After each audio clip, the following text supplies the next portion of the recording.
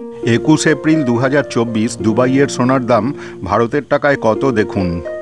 24 carat 999 hallmark 1 গ্রাম সোনার দাম 289.50 AED। ভারতের টাকায় 6,571 টাকা 66 পয়সা। 22 ক্যারেট 916 হলমার্ক 1 গ্রাম সোনার দাম 268.25 AED। ভারতের টাকায় 6,089 টাকা 28 পয়সা। ভিডিওটা ভালো লাগলে সাবস্ক্রাইব করে দিও প্লিজ।